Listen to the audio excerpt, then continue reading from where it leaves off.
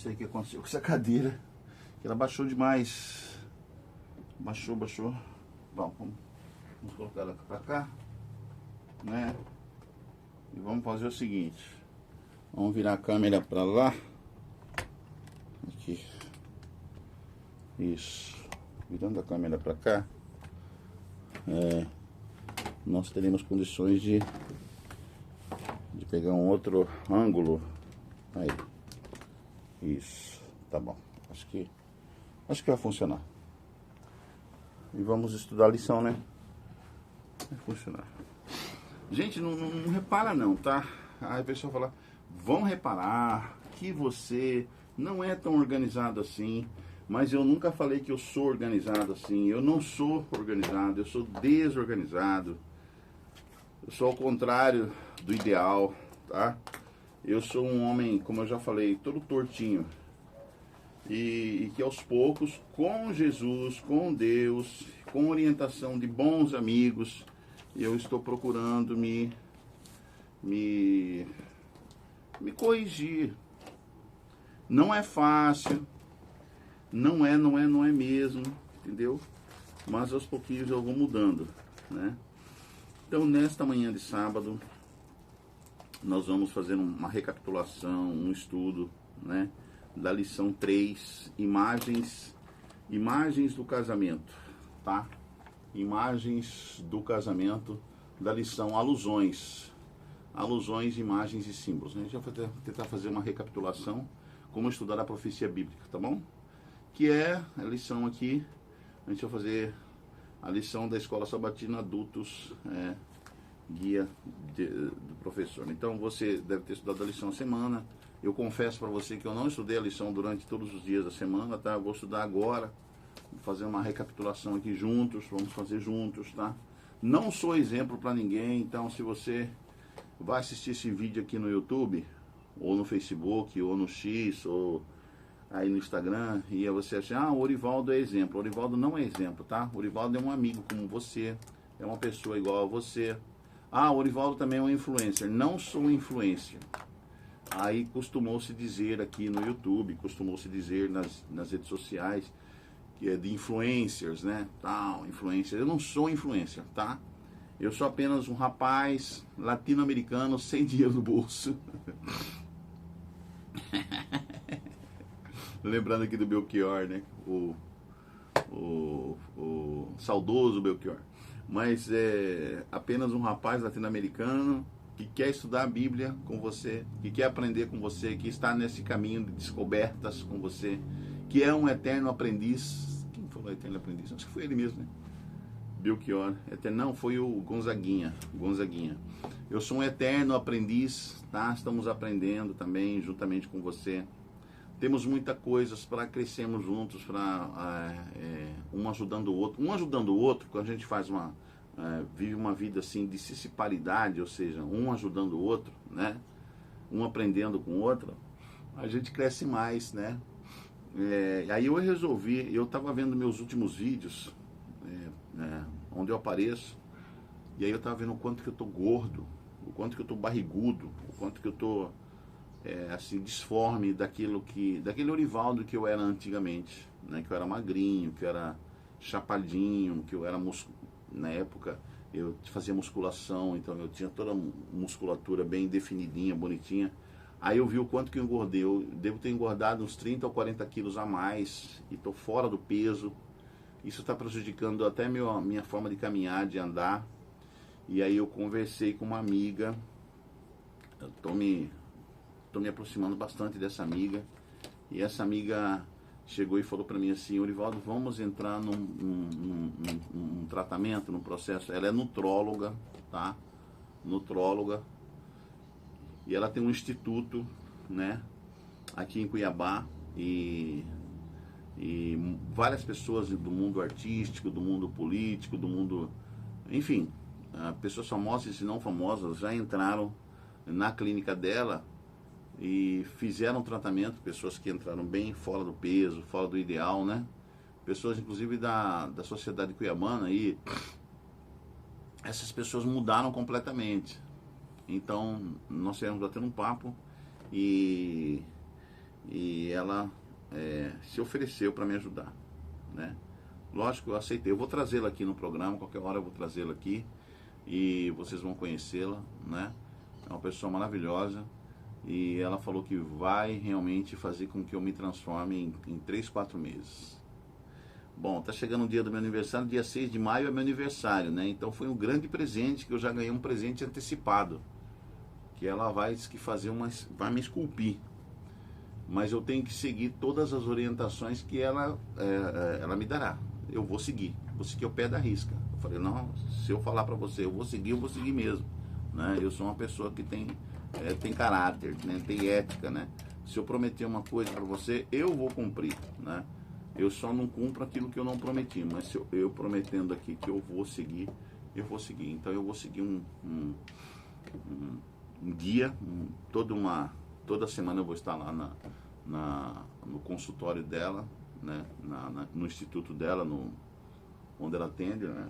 E vamos entrar no ritmo diário, né? Porque aí eu segui toda uma alimentação diária e também um tipo de exercício na academia, né? Estou escolhendo aqui a academia mais próxima aqui da minha casa, onde eu posso entrar e já entrar com toda a programação da biopedância, né? Que eu ainda vou fazer, não fiz a biopedância com o professor, né? Que vai ter um assistente, que é o professor de educação física, né? Que é um personal trainer. Então a gente vai entrar nesse regime, vamos dizer assim.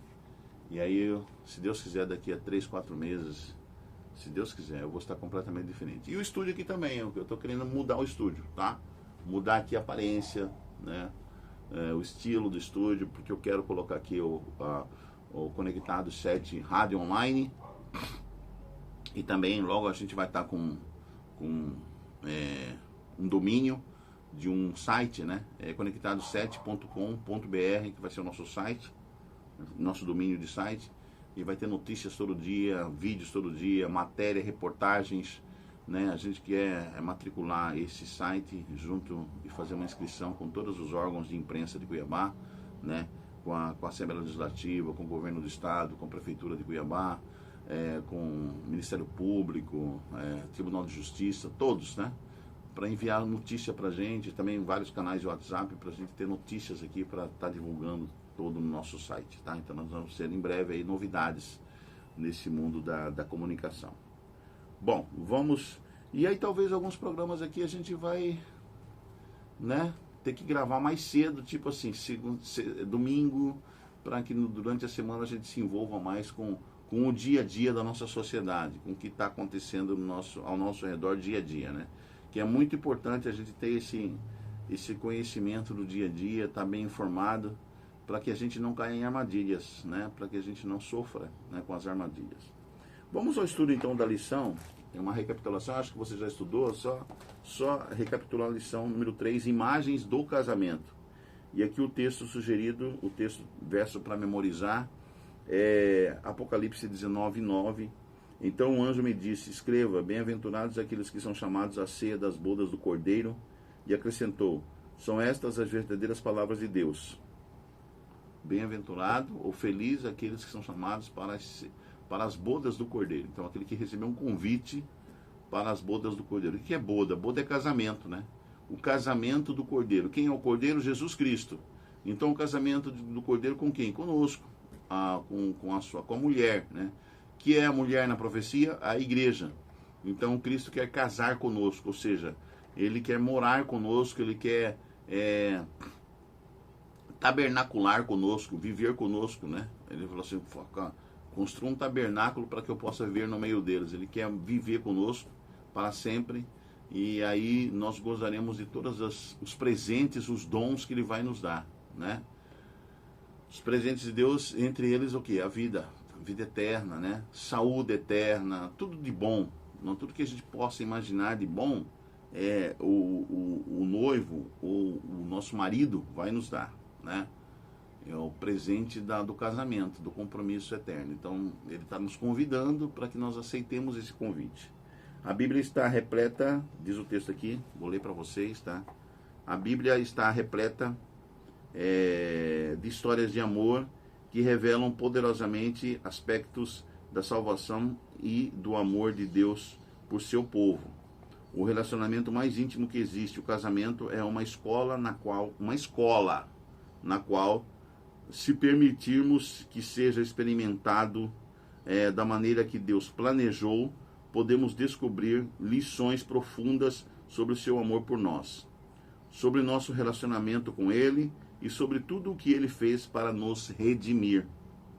As ideias atuais sobre amor e casamento, tá tudo deturpado. Quando se fala de amor e casamento nos dias de hoje, no mundão aí, tá tudo deturpado, tá? Tem até pessoas que dizem que o casamento é uma instituição falida. Eu não concordo com essa declaração. Apesar de ter tido 3 casamentos e nos 3 eu me dei mal, né? Não deu certo. Eu acredito que um até que deu certo por um bom tempo, mas não foi o ideal também. Mas eu não acredito que o casamento seja uma instituição falida. Eu acredito que as pessoas faliram. As pessoas falharam no casamento. Eu, por exemplo, admito que eu falhei. Eu falhei nos 3 casamentos. Quer dizer, não quero compartilhar essa culpa com as outras pessoas que casaram comigo. Eu acho que cada um é cada um e cada um tem que responder pelos seus atos e pelas suas palavras para Deus, né? Eu respondo e sou sincero em falar, né, no que eu errei, no que eu deixei de fazer e nas coisas que eu acertei também. Muita coisa eu acertei, que eu fiz certinho, mas talvez a outra pessoa não tenha compreendido, estivesse numa outra fase. Então, quer dizer, casamento é uma coisa assim que envolve a colaboração de ambos os parceiros no casamento. Porque o casamento é uma parceria, né? Uma parceria que ambos devem lutar para que essa parceria dê certo, né? E os dois têm que contribuir de maneira igual, né? Se um está se esforçando demais e o outro não está nem aí, não vai dar certo, né? Agora, se ambos estiverem fazendo a sua parte de maneira tá se esforçando para dar certo e o outro também, ambos estão fazendo o trabalho certinho, vai dar certo, sim. A probabilidade de dar certo é 99,9% de dar certo. Agora, não dá certo é quando um está fazendo demais, está fazendo o possível para que tudo dê certo e o outro não está colaborando, o outro está noutra vibe, como dizem os jovens, né? O outro parceiro está noutra vibe, não pode. Ambos têm que estar na mesma vibe, né? Colaborando para que tudo dê certo. Então, as ideias atuais sobre amor e casamento têm distorcido nossa capacidade de apreciar o que Deus deseja nos ensinar por meio da aliança matrimonial. Embora o pecado tenha distorcido o casamento e tudo o mais, essa instituição ainda pode ser um meio poderoso de revelar a verdade, inclusive a respeito das profecias. Mais do que apenas nos fazer felizes, o casamento pode ser uma escola na qual aprendemos lições profundas sobre nós mesmos e sobre nosso relacionamento com Deus. Olha a importância do casamento. Nesta semana, estudaremos aspectos positivos e negativos do casamento, a fim de entender melhor como Deus...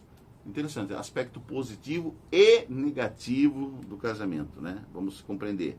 A fim de entender melhor como Deus se relaciona com seu povo, mesmo quando há falhas, e aprender algumas verdades sobre o seu amor que nos ajudarão a compreender melhor os eventos dos últimos dias, mesmo quando há falhas. O que ele quer dizer com isso? Não, mas vamos lá então. Essas falhas, né? Acontece no nível de relacionamento humano, né? E existem falhas no nível de relacionamento divino? Eu creio que não, né? Eu creio que não. Então vamos descobrir quais são o propósito, né? Qual é ou quais, né, os propósitos ou o propósito da lição dessa semana. Uma só carne. O casamento lição de domingo, né, que foi domingo, dia 13, uma só carne. O casamento é uma das metáforas bíblicas que ressaltam mais profundamente a intimidade que Deus deseja ter com a humanidade. Essa ilustração é usada com tanta frequência na Bíblia e aparece de forma tão marcante no Apocalipse, que é essencial que os estudantes da palavra compreendam o que Deus deseja comunicar ao usá-la. Então, mas aqui fala de Apocalipse, mas já começa citando Gênesis 2, 23 a 25. Eu quero crer que é relacionado a Adão e Eva, lógico, né? Adão e Eva. Só ambos estavam criados aí em Gênesis 2, no princípio da Bíblia, né? No comecinho. Gênesis 2, 23 e 25. Diz assim: O Senhor Deus, por isso, o lançou fora do jardim do Éden. Está falando do homem, né? Ser humano. Tanto homem quanto mulher. O Senhor Deus, por isso, o lançou fora do jardim do Éden, a fim de lavrar a terra de que fora tomado. Agora Adão ia cuidar da terra. E expulso o homem, colocou querubins ao oriente do jardim do Éden, e o refugir de uma espada que se revolvia para guardar o caminho da árvore da vida.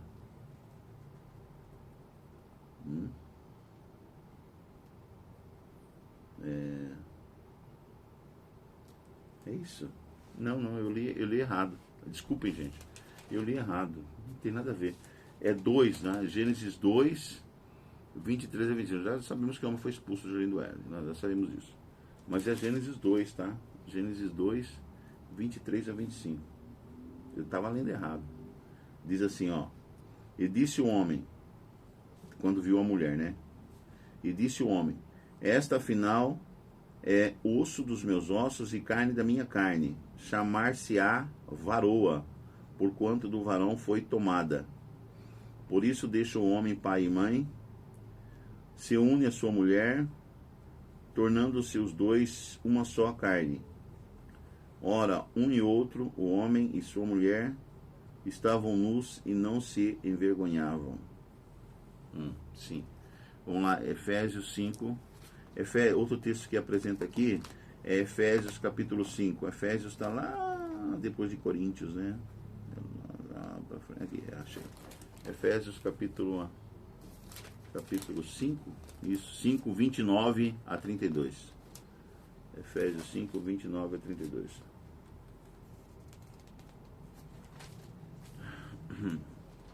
Efésios 5, isso, 29 a 32 diz assim: Porque ninguém jamais odiou a própria carne. Antes a alimenta e dela cuida, como também Cristo o faz com a igreja, porque somos membros do seu corpo. Eis porque deixará o homem a seu pai e a sua mãe, e se unirá à sua mulher, e se tornarão os dois uma só carne. Grande é este mistério, mas eu me refiro a Cristo e à igreja. Não obstante, vós, cada um de per si também ame a própria esposa, como a si mesmo, e a esposa respeite ao marido. Olha, gente, essas declarações aqui são fortes para casamento que está em problema, né? O homem tem que alimentar, amar a esposa. Amar. O que é amar, né? E a mulher tem que respeitar o marido. Por que muitos casamentos não estão dando certo? Porque o homem deixou de amar a esposa e porque a mulher deixou de respeitar o marido, não respeita mais. E quando o respeito acaba, o respeito da mulher pelo homem acaba, o casamento acabou. Eu vivenciei isso na minha prática, na minha vida, tá? Então, quando o respeito acaba, acabou o casamento. Não adianta prosseguir, que não vai dar certo, porque eu tentei prosseguir depois que o respeito acabou, e eu não consegui, mesmo amando ela demais, amando elas, né? Eu tive 3 esposas, amando elas demais, tá? Não consegui, porque o respeito havia acabado. Então, quando acaba o respeito, isso aqui é uma lei. Isso é uma lei. Quando acaba o respeito, a admiração, aquela coisa, acabou. Principalmente quando vem da mulher, a falta de respeito. Acabou. Acabou. Né? Não adianta querer consertar. Você pode fazer 1000 cursos de casais. Eu fiz. Eu, quando estava casado, eu fiz os cursos de casais. Somente o segundo casamento eu fiz o curso de casal. Que o segundo casamento meu demorou quase 20 anos de parceria, eu e ela. Quase 20 anos. Então, fizemos vários cursos de casais, e para casais, com pastores renomados. Gastei muito com isso. Gastamos, né, muito com isso. E não deu certo. Não, acabou, o casamento acabou. Aí o respeito acabou tanto da parte dela quanto da minha parte. E o meu amor por ela também, naquele período, acabou também. O amor de querer preservar, de querer cuidar, de querer alimentar. Eu não estava me alimentando porque eu caí numa grande depressão. Eu caí numa doença muito severa de depressão. Não estava me alimentando, nem espiritualmente, nem fisicamente, corretamente. E ela também, ela deixou de alimentar o amor. Então o casamento acabou por causa disso. E acabou o respeito mesmo, sabe? Assim, tipo, quando começa a briga, quando começa ofensas, né? Agressões com palavras que magoam profundamente. Eu acredito assim que a palavra ela magoa mais do que uma atitude de violência, do que uma agressão física, entendeu? A palavra, o que um diz para o outro, ela magoa muito mais profundamente do que às vezes a pessoa dá um tapa em você ou você dá um tapa nela ou coisa parecida, entendeu?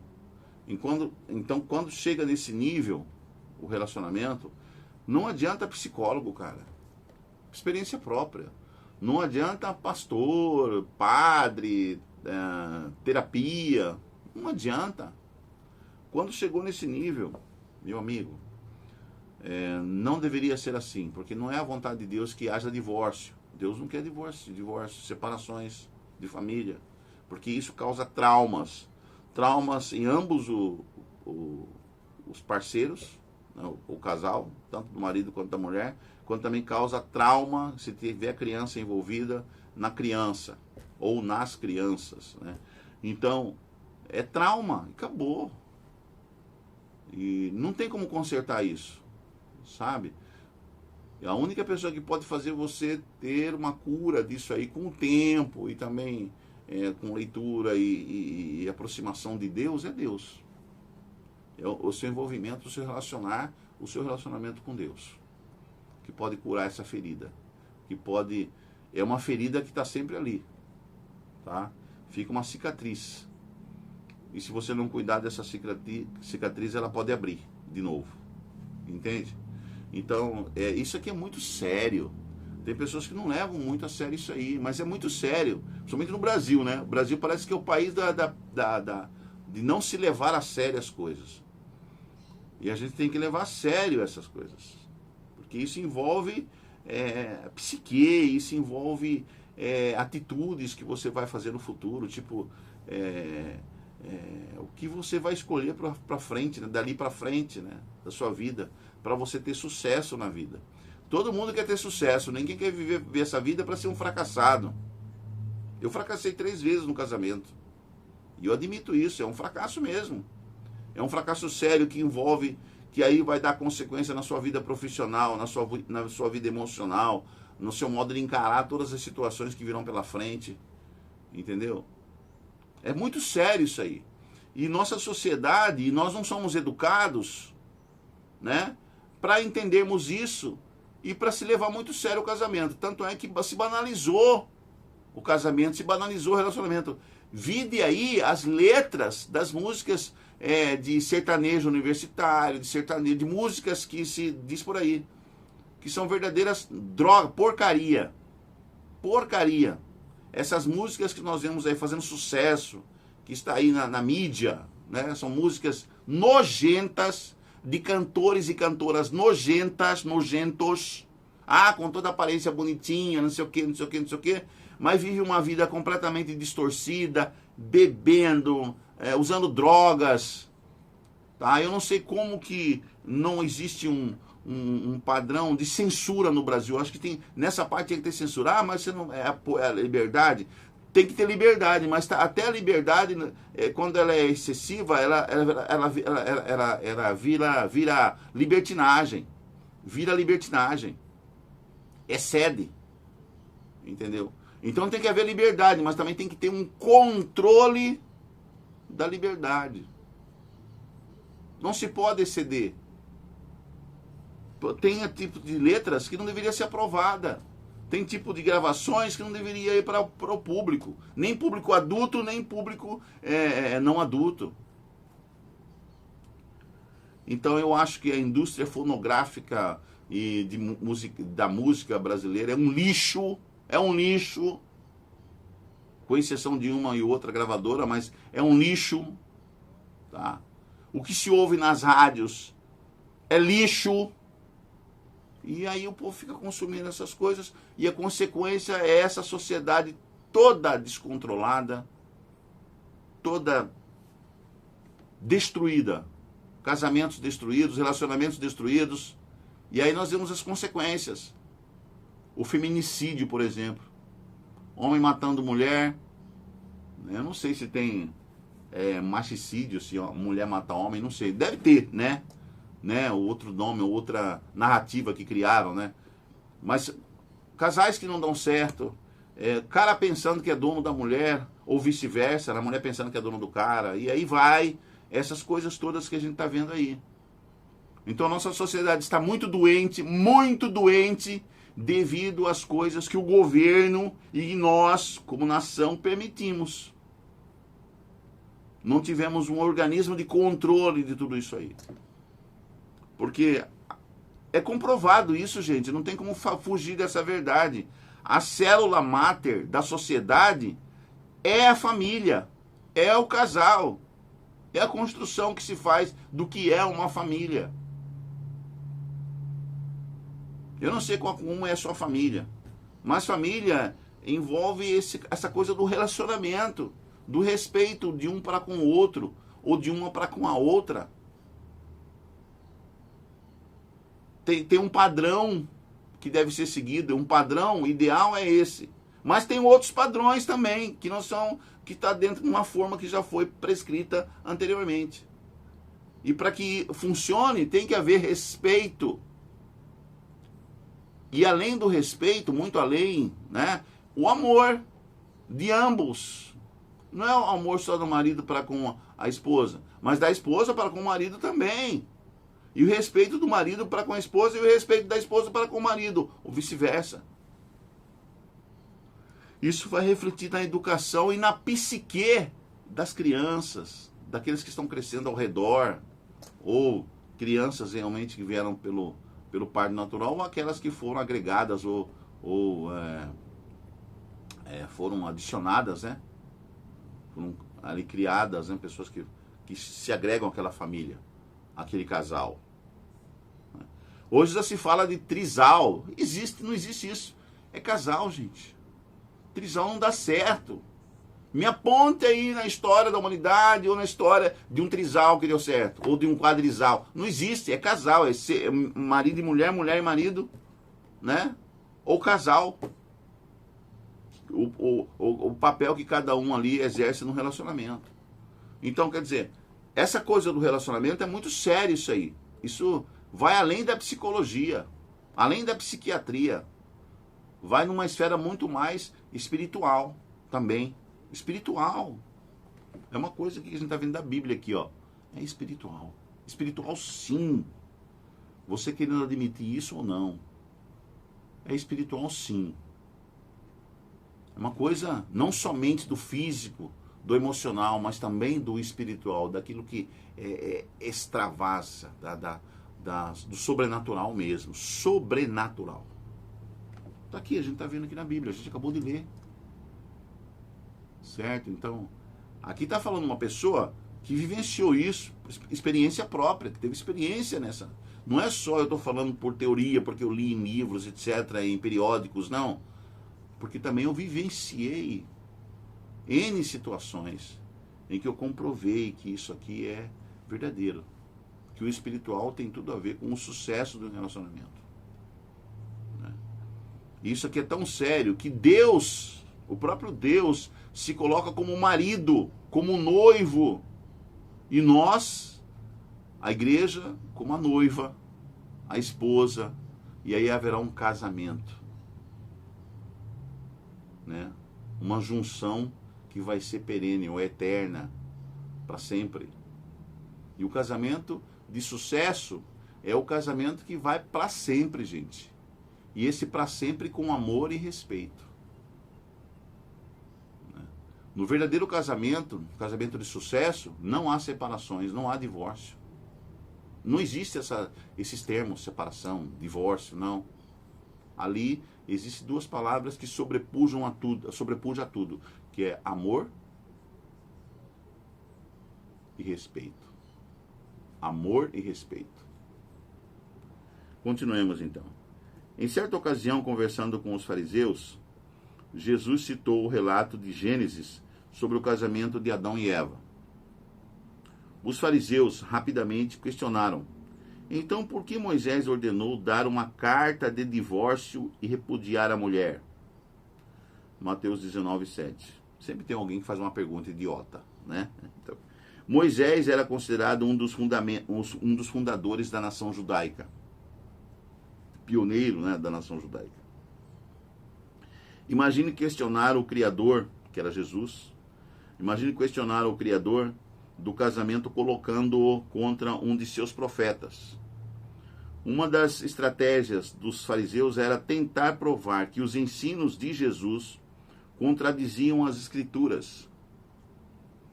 Um casamento duradouro e marcado pela fidelidade era o ideal de Deus ao criar o ser humano.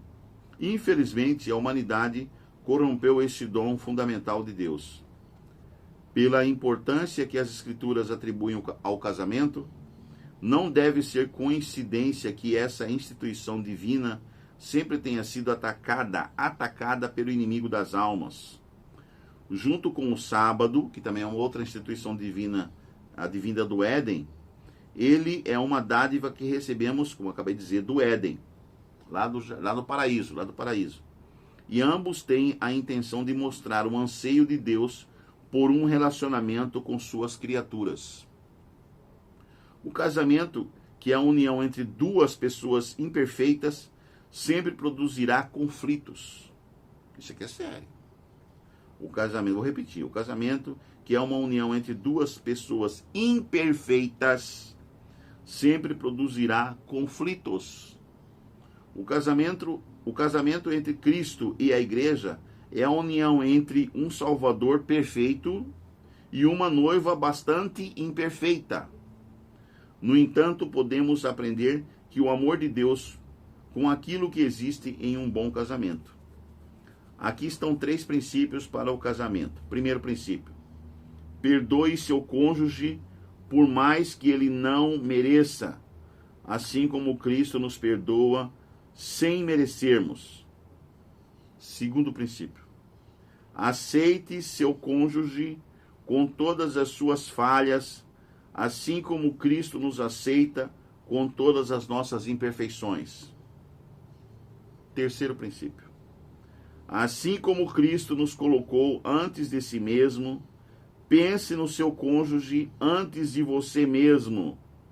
Esses princípios fundamentados no Evangelho nos ajudam a entender como Deus se relaciona conosco. Eles fortalecem o casamento. Gente, se eu tivesse ou praticasse, né, esses 3 princípios nos meus relacionamentos anteriores, nos meus casamentos anteriores, talvez eu estaria casado, né, com a primeira mulher desde sempre, né, até hoje. Mas são coisas que acontecem na vida da gente que às vezes servem para nós como lições, né, lições para que a gente tenha que crescer, né, a gente tem que se desenvolver, burilar-se, se aperfeiçoar. Então eu não estou aqui reclamando de nada, não entendam assim, tá? Não é reclamação nenhuma. É que eu entendi no decorrer do meu amadurecimento que tudo aquilo serviu como uma lição profunda.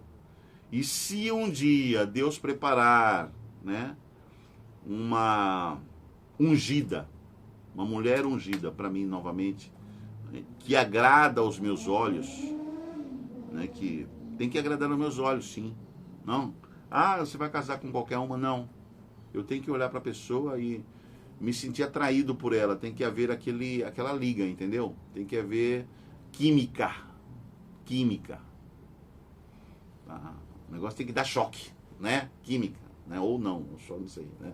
Mas tem que haver uma liga, tem que haver uma coisa assim que é de ambas as partes.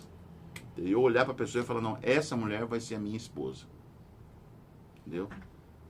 Essa mulher vai ser minha esposa. Tem que olhar e ver isso aí, né? Para que dê certo, para que tenha frutos, né? Bons frutos, entende? E isso vai depender muito da gente orar, né? Se a gente orava 3 vezes ao dia antes de casar, e se a gente quiser casar de novo, agora a gente tem que orar 14, 21 vezes, botar o joelho no chão, né? Fazer o joelho ficar grosso aqui, né? Criar calos aqui no joelho, né? Botar o joelho no chão e orar e pedir e conversar com Deus a respeito desse assunto, porque é muito sério isso, né? Envolve salvação da própria alma, né? Da própria vida. Continuando aí, segunda-feira, dia 14, a bela noiva, uma noiva toda defeituosa, né? Mas é a bela noiva. Ezequiel 16 apresenta uma ilustração surpreendente, Ezequiel, capítulo 16, uma ilustração surpreendente do interesse de Deus por seu povo e descreve a nação de Israel como uma criança abandonada que foi deixada em campo aberto para morrer. Deus a levou para casa, deu banho nela e quando estava crescida, casou-se com ela. Esse aqui é o texto de Ezequiel 16. É uma imagem poderosa de um casamento bastante improvável. Vamos ver Ezequiel 16, 4 a 14, é isso? 4, cara, é longo, né? Ezequiel 16, 4 a 14.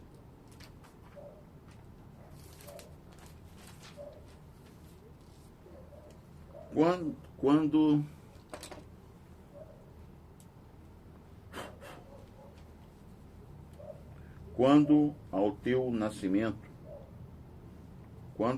nascimento, no dia em que nasceste, não te foi cortado o umbigo, nem fosse lavada com água para te limpar, nem esfregada com sal, nem envolta em faixas.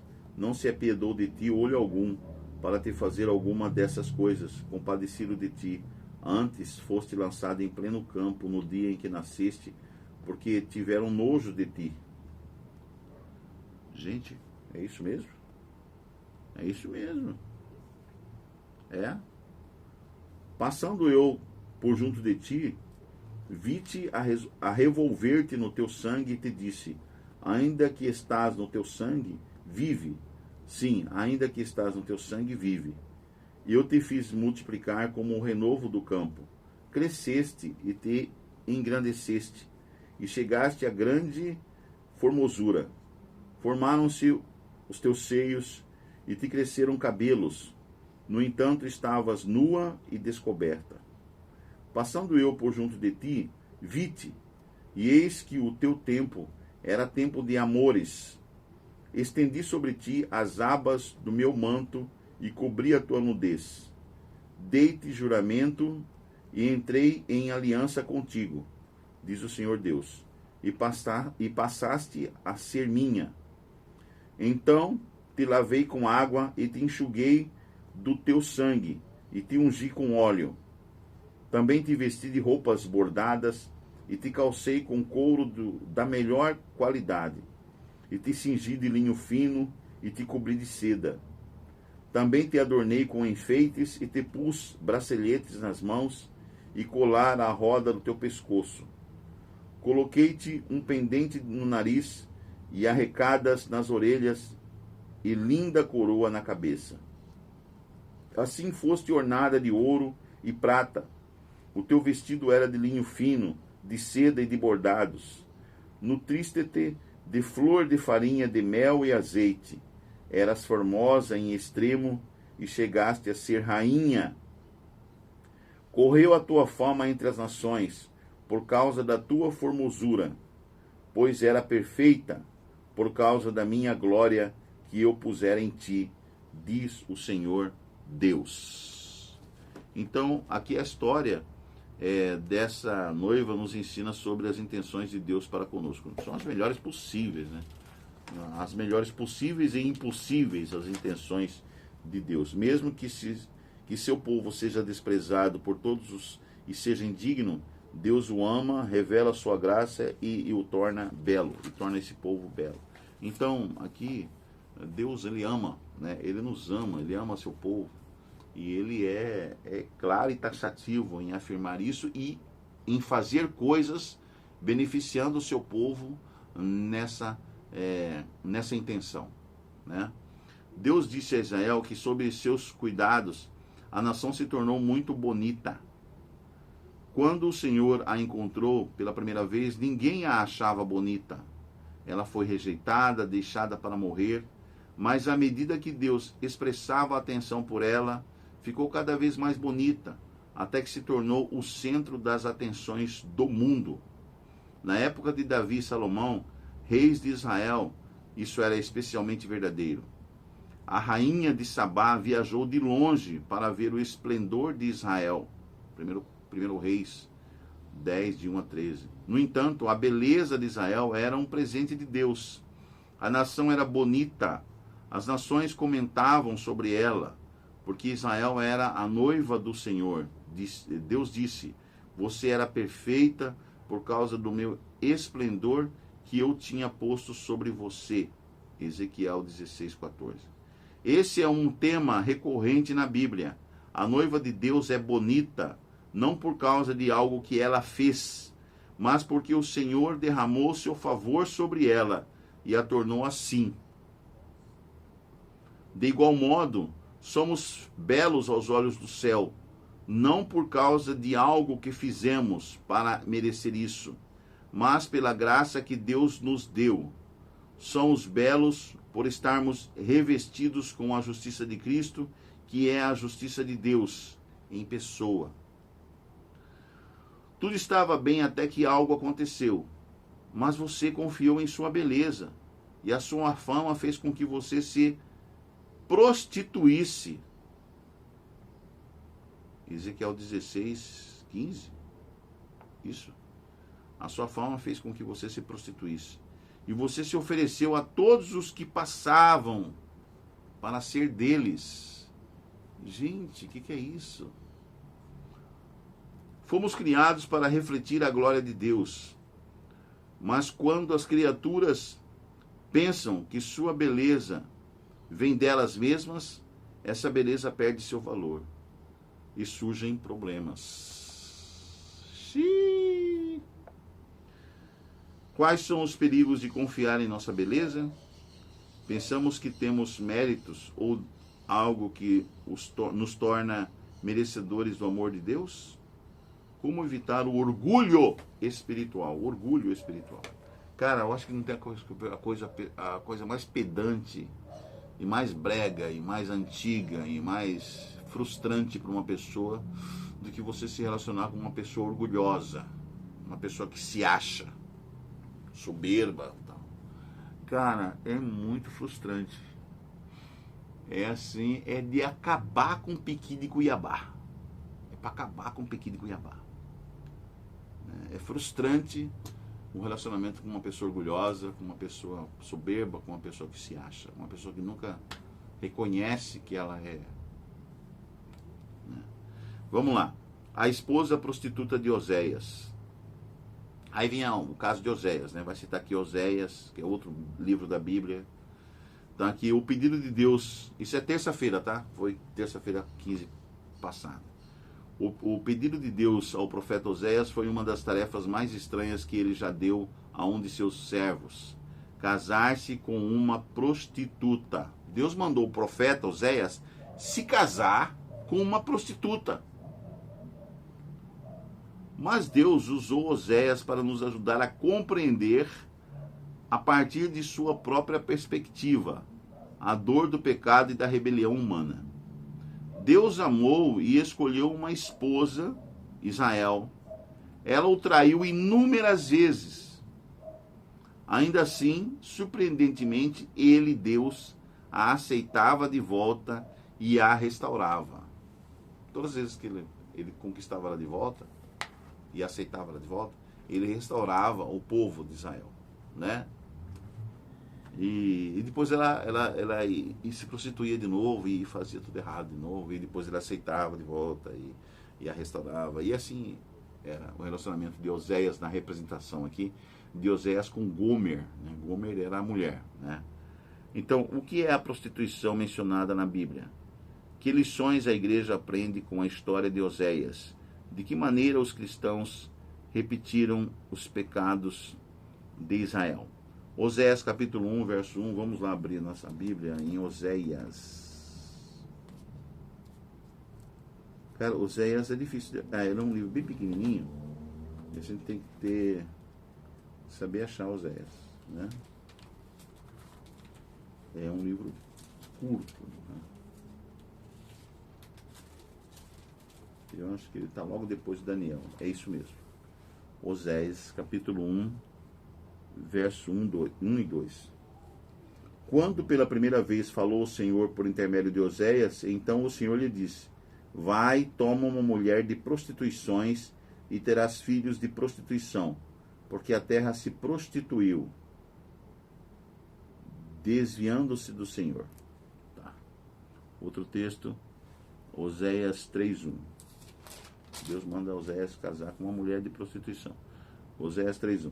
Disse-me o Senhor: vai outra vez, ama uma mulher amada de seu amigo e adultera. Como? Peraí, vou de novo. Disse-me o Senhor: vai outra vez, ama uma mulher amada de seu amigo e adúltera. É adúltera, porque tem um acento aqui no U. E adúltera, essa mulher é adúltera. Como o Senhor ama os filhos de Israel, embora eles olhem para outros deuses e amem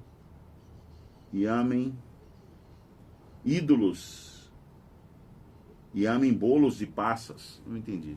Bolos de passas. Não entendi. Mas vamos lá, vamos continuar. 3:1, né? Isso aqui é o 3:1. Agora vamos ir a Apocalipse capítulo 17, verso 1. Apocalipse 17, verso 1. Veio um dos 7 anjos que tem as 7 taças e falou comigo, dizendo, é 17:1? Isso, dizendo, mostrar-te-ei o julgamento da grande meretriz, que se acha sentada sobre muitas águas. Ué? Verso 2. Com quem se prostituíram os reis da terra, e com o vinho da sua devassidão. Foi que se embebedaram os que habitam na terra. Tá. Agora 18, de 1 a 4. Apocalipse 18, de 1 a 4. Apocalipse 18, de 1 a 4. Depois dessas coisas, vi descer do céu outro anjo, que tinha grande autoridade, e a terra se iluminou com a sua glória. Então exclamou com potente voz, dizendo, Caiu a grande Babilônia, e se tornou morada de demônios, covil de toda espécie de espírito imundo, e esconderijo de todo gênero de ave imunda e detestável. Pois todas as nações têm bebido do vinho do furor da sua prostituição. Com ela se prostituíram os reis da terra. Também os mercadores da terra se enriqueceram à custa da sua luxúria. Ouvi outra voz do céu dizendo, retirai-vos dela, povo meu, para não serdes cúmplices em seus pecados, e para não participardes dos seus flagelos. Olha, que aplicação espiritual aí, né? Então a pergunta aqui, o que é a prostituição, né? Que a Bíblia está mencionando aqui. Em que sentido da prostituição? A resposta que veio assim, o seguinte, ó. A prostituição espiritual é ser infiel a Deus, trocando-o por outra coisa. A igreja cristã introduziu em seu meio inúmeros ensinos e comportamentos contrários à Bíblia, contrários aos ensinamentos de Deus. Então a igreja cristã, ela está prostituída.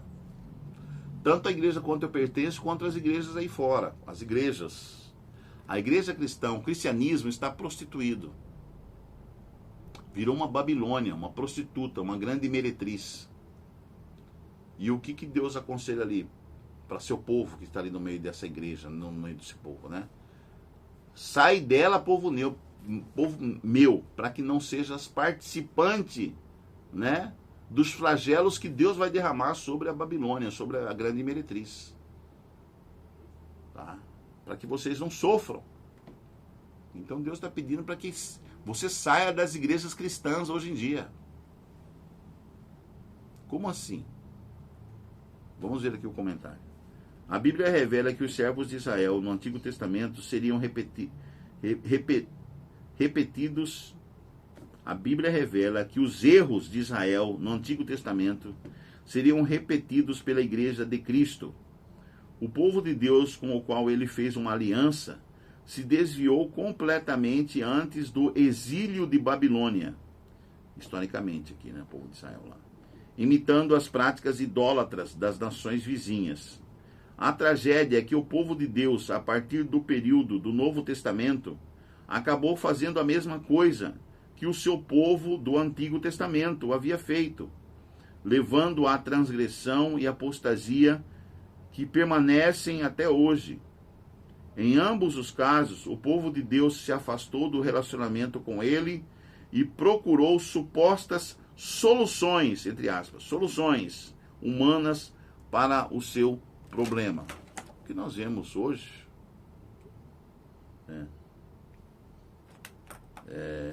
as palavras que Deus usou no livro de Oséias mostram que ele não estava apenas tentando nos mostrar o que fazemos de errado, mas como se sentiu diante disso. Quem já foi traído pelo cônjuge pode ter uma pálida noção dos sentimentos que nossa infidelidade a Cristo despertam nos seres celestiais. Quando você é traído, você não perdoa. Você não consegue admitir que você possa perdoar. Isso humanamente falando. Então, é difícil. É uma situação muito traumatizante. Aqui nós vimos os seres celestiais também, eles são afetados, né? A palavra de Deus usou o livro de Oséias, mostram que ele estava apenas tentando nos mostrar o que fazemos de errado, mas como ele se sentiu diante disso. Deus, né, se sentiu. Quem já foi traído pelo cônjuge pode ter uma pálida noção dos sentimentos que nossa infidelidade a Cristo despertam nos seres celestiais. Talvez a parte mais surpreendente da história de Oséias seja o que ele fez para redimir sua esposa rebelde. Ele a aceitou de volta. E várias vezes. Ela caía, ele ia buscá-la. Ela caía, ele ia buscá-la e recebia ela de volta. Gomer, né, de volta. Quando lemos o último convite à humanidade, chamando o povo de Deus para sair de Babilônia, é impressionante que ele o chama de povo meu. Meu povo. Povo meu. Apocalipse 18:4. E não o chama de desconhecidos. Ele os conhece profundamente e os ama. Quando o mundo avança em direção ao seu momento mais sombrio, Deus ainda oferece o preço da redenção que ele pagou para nos comprar de volta com seu sangue. A cruz de Cristo, mais do que qualquer coisa, mostra o desejo intenso do Senhor de salvar o seu povo rebelde, que está espalhado por aí. De que maneira uma igreja, mesmo a nossa, a igreja adventista, né, pode se envolver em adultério espiritual? Quando se afasta dos ensinos de Cristo, né? quando começa a adotar coisas que não tem nada a ver com o Evangelho, com a palavra de Deus. Aí tem também o exemplo, na quarta-feira, dia 16, o exemplo de Isaac e Rebeca. Quem era Isaac? Quem era Rebeca? Quando Abraão já estava idoso e, sem dúvida, pensando nas promessas que Deus lhe havia feito sobre seus descendentes, né? Que sua descendência lhe daria toda a terra, seria abençoada, etc., que Deus prometeu a Abraão, em Gênesis 15, 5, ele deu uma tarefa solene ao seu servo mais velho e de mais confiança, que era o Eliezer, né? O Damasceno. Então ele pediu que Eliezer fosse em busca de uma noiva, de uma esposa para o seu filho Isaac, que já era adulto, né? Isaac tinha uns 40 anos mais ou menos, cerca de 40 anos, já estava passando da idade de casar, né? 40 anos para Abraão, que tinha mais de 100, né? Não era nada, mas era já adulto e precisava casar. Então em Gênesis 24, de 1 a 4, conta essa história, que era tão importante para Abraão que seu filho não se casasse com algumas das filhas dos cananeus, né, que eram idólatras, costumes e tradições completamente diferenciadas daquilo que Deus tinha para o futuro, né, para Abraão. Então vamos ver essa história em Gênesis capítulo 24, de 1 a 4, quando Deus manda a Eliezer, né, ou Eliezer, né, depende aí da tradução, da versão, né? Ou você fala Eliezer ou Eliezer. E manda seu servo mais velho ir atrás de uma noiva, né? Para Isaac. Cara, eu abri em cima, Gênesis 24, impressionante. Gênesis 24, 1 a 4. Era Abraão já idoso, bem avançado em anos, e o Senhor em tudo o havia abençoado.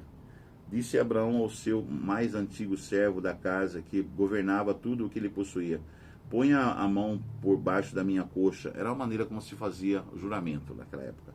Ponha a mão debaixo da minha coxa, para que eu te faça jurar pelo Senhor, Deus do céu e da terra, que não tomarás esposa para meu filho das filhas dos cananeus, entre as quais eu habito. Mas irás à minha parentela, e daí tomarás esposa para Isaque, meu filho. E ele foi, né?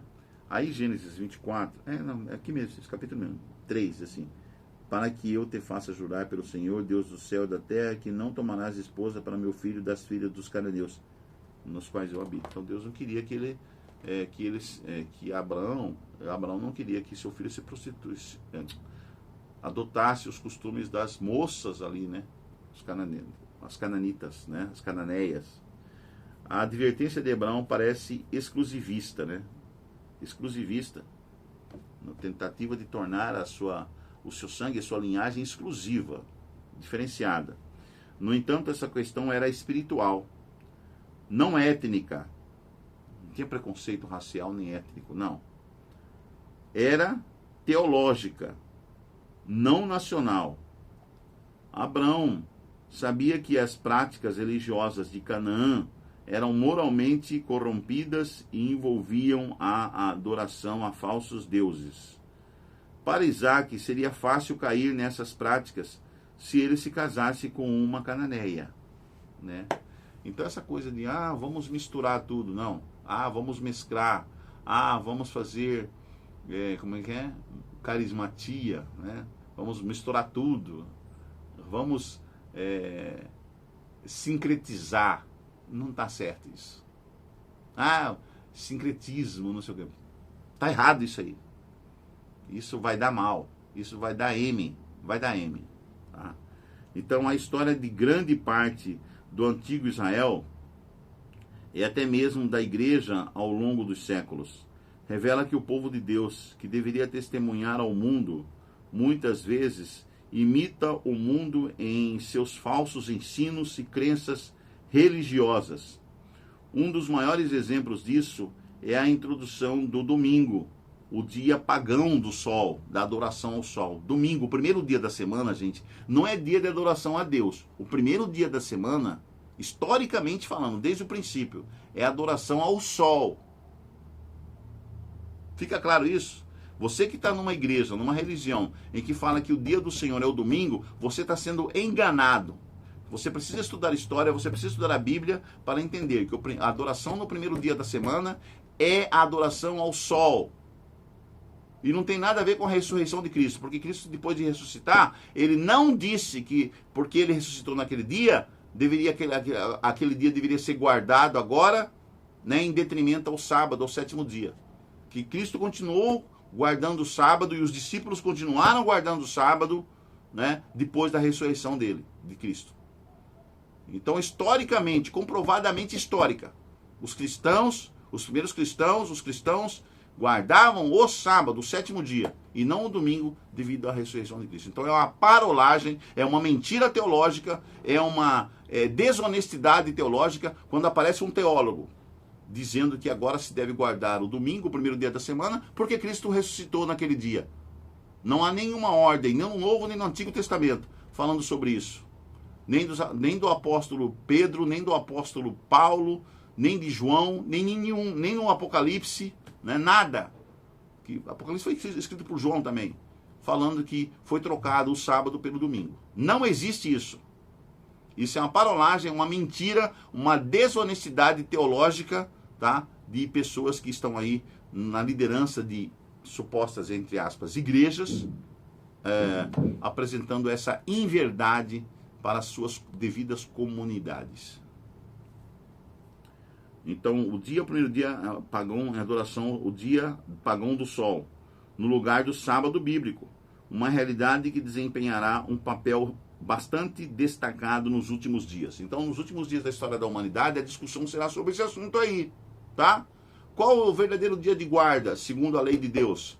O sábado, o sétimo dia, ou o domingo, o primeiro dia, o dia de adoração ao sol, e o dia que muitos dizem que é por causa da ressurreição de Cristo. Tá? Então, o tema de discordância e de controvérsia nos últimos dias vai ser esse assunto aí. Leia Gênesis 24, 57 a 67. Que lições aprendemos sobre Cristo e sua igreja a partir dos detalhes que encontramos nessa história? Por exemplo, o que aprendemos sobre nosso estado pecaminoso a partir do fato de que Rebeca era uma parente distante e afastada de Isaac? Desculpem. Gênesis 24. Conta toda a história, né? Que como Eliezer traz Rebeca para Isaac, do verso 57 em diante. A história é muito bonita, eu já li ela várias vezes. Diz assim que... vamos ler aqui. Disseram: chamemos a moça e ouçamos-la pessoalmente. Chamaram, pois, a Rebeca e lhe perguntaram: queres ir com este homem? Ela respondeu: irei. Então pediram a Rebeca, então despediram, seus parentes, né? Despediram a Rebeca, sua irmã e a sua ama, e ao servo de Abraão e a seus homens. Abençoaram a Rebeca e lhe disseram: és nossa irmã, se tu a mãe de milhares, e que a tua descendência possua a porta dos seus inimigos. Então se levantou Rebeca com suas moças, e montando os camelos, seguiram o homem. O servo tomou a Rebeca e partiu. Nossa, que história fantástica, né? Ora, Isaac vinha de caminho de Beer-lahai-roi, porque habitava na terra de Negueb, na terra do Negueb. Saíra Isaac a meditar no campo, ao cair da tarde, no pôr do sol, né? Erguendo os olhos, viu, e eis que vinham camelos. Também Rebeca levantou os olhos e, vendo a Isaac, apeou do camelo e perguntou ao servo: quem é aquele homem que vem pelo campo ao nosso encontro? É o meu senhor, respondeu Eliezer. Então tomou ela o véu e se cobriu. Gente. O servo contou a Isaac todas as coisas que havia feito. Isaac conduziu-a até a tenda de Sara, mãe dele, e tomou a Rebeca, e esta lhe foi por mulher. Ele a amou. Assim foi Isaque consolado depois da morte de sua mãe. Que história linda, né? Que história linda. Aqui tem uma pergunta, aí tem uma resposta sugestiva. Uma resposta sugestiva que diz assim aqui. A resposta da pergunta seria: existem vários paralelos com Cristo e a igreja. Rebeca vivia longe de Isaque, ela podia aceitar ou recusar ir com ele. Receberia muitas bênçãos, casou-se com Isaque e foi amada por ele. Estamos ligados ao nosso Criador, pois fomos originalmente feitos à sua imagem. Apesar da separação de Deus provocada pelo pecado, somos considerados a noiva certa para ele, ainda que, por causa de decisões erradas, possamos tornar o casamento turbulento. Deus ama sua noiva, que somos nós, mais do que nós o amamos. Quais escolhas fortalecem nosso amor por Deus? Quais escolhas enfraquecem esse amor? A escolha que fortalece é a gente se aproximar cada vez mais dele, né? A gente se conectar cada vez mais ao nosso Deus, que é o nosso noivo, que é o nosso marido, né? Da igreja, né? Que é o noivo da igreja. E quanto mais o conhecemos, quanto mais o conhecemos, mais o amamos. Essa é a realidade. Num relacionamento também entre marido e mulher, quanto mais a esposa conhece o marido, quanto mais o marido procura conhecer a esposa, mais ele ama ela, né? Um relacionamento, quanto mais íntimo for, quanto mais revelador for, ele se torna num amor muito profundo, né? Profundo, de ambas as partes, né? E aí vai dando certo, sim. O que precisa é ter isso aí, né? A prostituta é julgada. Aqui aí tem quinta-feira, dia 17, foi: os seres celestiais comemoram duas coisas. Os seres celestiais comemoram duas coisas: a destruição da prostituta e o casamento de Cristo com sua noiva. Esses dois eventos demonstram ao mesmo tempo o caráter justo e amoroso de Deus. Isso aqui está em Apocalipse. Voltemos a Apocalipse 19, a destruição da prostituta e o casamento com a igreja, com a igreja de Deus, né? com a mulher verdadeira. Apocalipse 19, verso 1 a 9. Depois dessas coisas, ouvi no céu uma como grande voz de numerosa multidão dizendo: Aleluia! A salvação e a glória e o poder são de nosso Deus, porquanto verdadeiros e justos são os seus juízos, pois julgou a grande meretriz que corrompia a terra com a sua prostituição, e das mãos dela vingou o sangue dos seus servos. Essa grande meretriz mandou matar os servos de Deus, os servos fiéis de Deus. É por isso que há vingança agora. Segunda vez disseram: Aleluia! E a sua fumaça sobe pelos séculos dos séculos. Os 24 anciões, vou até o nome, os 24 anciões e os 4 seres viventes prostraram-se e adoraram a Deus. Isso é a representação dos anjos, né? E dos seres. Adoraram a Deus que se acha sentado no trono, dizendo: Amém! Aleluia! Saiu uma voz do trono exclamando: Dai louvores ao nosso Deus, todos os seus servos, os que o temeis, os pequenos e os grandes. Então ouvi uma como voz de numerosa multidão, como de muitas águas e como de fortes trovões, dizendo: Aleluia! Pois reina o Senhor nosso Deus, o Todo-Poderoso. Alegremo-nos, exultemos e demos-lhe a glória, porque são chegadas as bodas do Cordeiro, cuja esposa a si mesma já se ataviou, pois lhe foi dado vestir-se de linho finíssimo, resplandecente e puro, porque o linho finíssimo são os atos de justiça dos santos. Então me falou o anjo: escreve, bem-aventurados, felizes aqueles que são chamados à ceia das bodas do Cordeiro. E acrescentou: são estas as verdadeiras palavras de Deus. A infidelidade conjugal tem um preço doloroso. Isso é verdade. Os filhos de outras pessoas sofrem profundas consequências. Até o mais paciente dos cônjuges ao ser traído, acaba descobrindo que há um momento sem volta, depois do qual é impossível restaurar o casamento. Quando este mundo chegar ao ponto em que os corações estiverem tão endurecidos que não exista mais arrependimento, não haverá sentido em dar continuidade à história da terra e ao sofrimento desenfreado do pecado. Mesmo que Deus e os seres celestiais sintam tristeza pelos perdidos, os que sofreram sob o domínio do pecado podem comemorar porque ele finalmente será acabado, ou ele finalmente terá acabado. E o mundo será restaurado à condição para a qual Deus o projetou inicialmente.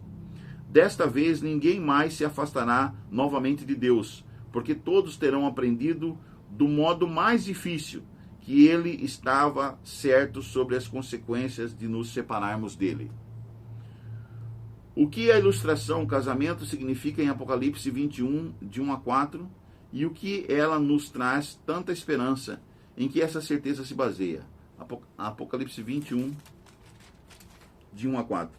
Vi novo céu, nova terra, pois o primeiro céu e a primeira terra passaram, e o mar já não existe. Vi também a cidade santa, a nova Jerusalém, que descia do céu, da parte de Deus, ataviada como noiva, adornada para o seu esposo. Então ouvi grande voz vinda do trono, dizendo: Eis o tabernáculo de Deus com os homens. Deus habitará com eles. Eles serão povo de Deus. Eles serão povos de Deus. E Deus mesmo estará com eles. Ele lhes enxugará dos olhos toda lágrima, e a morte já não existirá. Já não haverá luto, nem pranto, nem dor, porque as primeiras coisas passaram. O casamento, uma união para toda a vida, é símbolo da união entre Cristo e sua igreja. O espírito que Cristo manifesta para com a igreja é que o marido e a mulher devem revelar um ao outro. O espírito que Cristo manifesta para com a igreja é o que marido e mulher devem revelar um ao outro: amor e respeito. Cristo sofreu uma dor inimaginável quando a humanidade o rejeitou e enfrentou Cristo sofreu uma dor inimaginável quando a humanidade o rejeitou e entregou a falsos deuses a afeição que lhe pertence. Mesmo assim, ele se entregou por nós, recebendo a punição por nosso adultério e infidelidade, para que, se nos arrependermos e nos afastarmos desses pecados, possamos receber a vida eterna. Que o Pedro, discípulo de Jesus, diz aqui no capítulo 1, verso 18 e 19, ele aqui deixa taxativo para nós que o Apocalipse 21, de 1 a 4, que nós acabamos de ler, se cumprirá. Pedro, capítulo 1, verso... 1 Pedro, capítulo 1, verso 18 e 19. O que ele diz aqui? Vamos lá?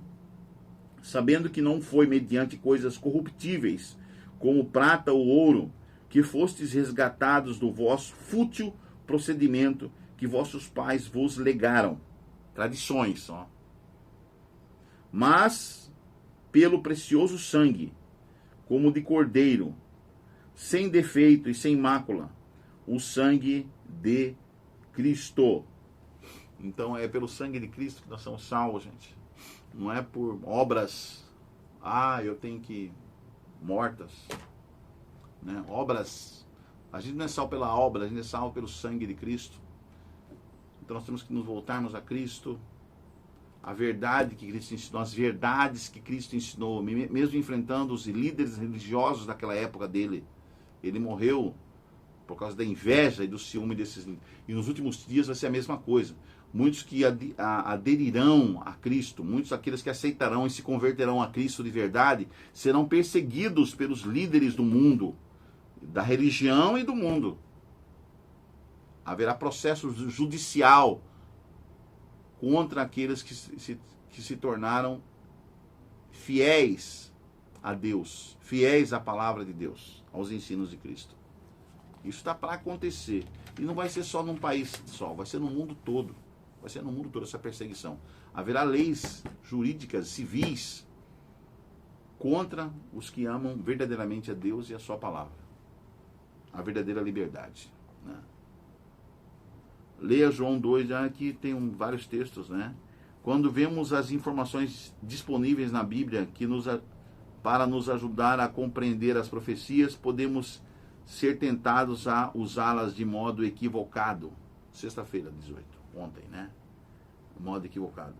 Alguns enfatizaram tanto os símbolos e as figuras de linguagem das histórias bíblicas que acabaram tratando esses relatos como mitos.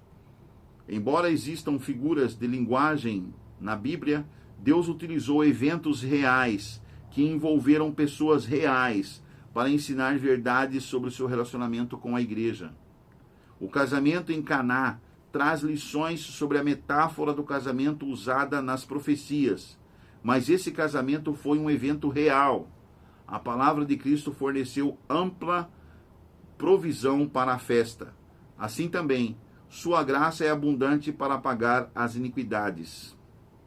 Isso foi escrito por Ellen G. White no livro Desejado de Todas as Nações, publicado pela CPB em 2021, página 110.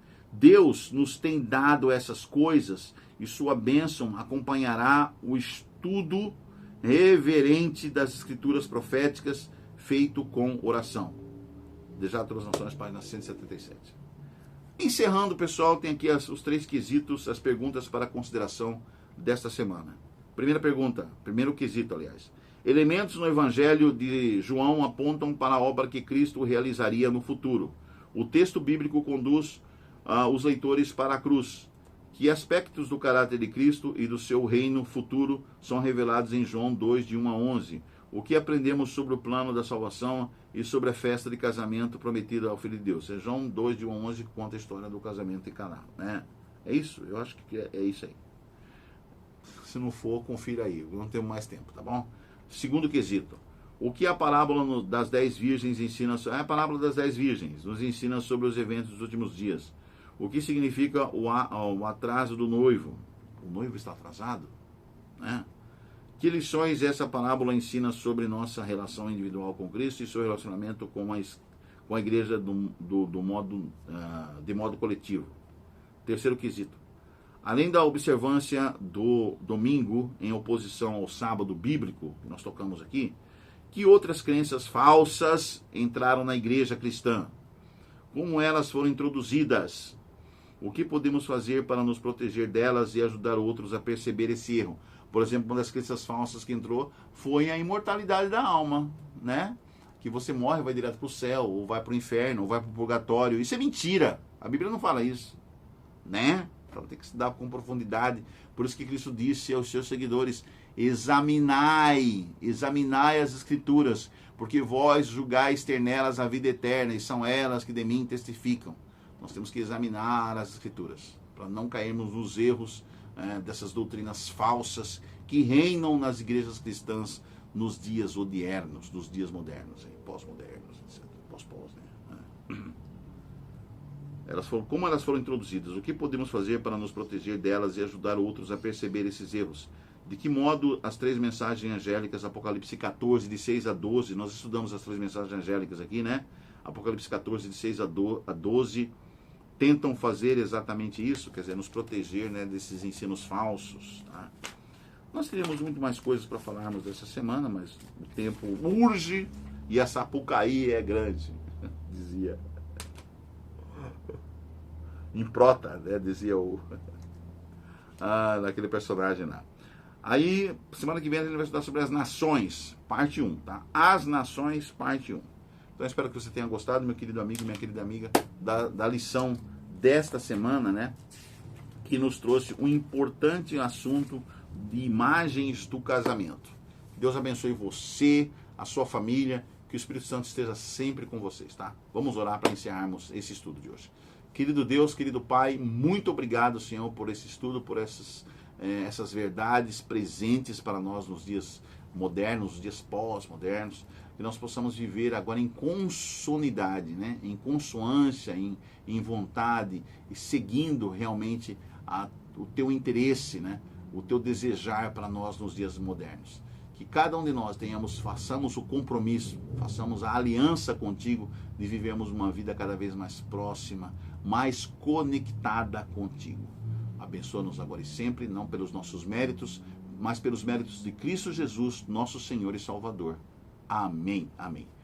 Querido amigo, querida amiga, bom dia, boa tarde, boa noite. Que Deus abençoe você, né? E que você fique bem. E não se esqueça, de tudo que se tem ouvido, a suma é: teme a Deus e guarda os seus mandamentos, porque esse é o dever de todo homem, porque Deus há de trazer a juízo todas as coisas, até aquelas que estão escondidas, quer sejam coisas boas, quer sejam coisas más. Tchau, tchau, até o próximo Conectados 7 Podcast. Bye, bye.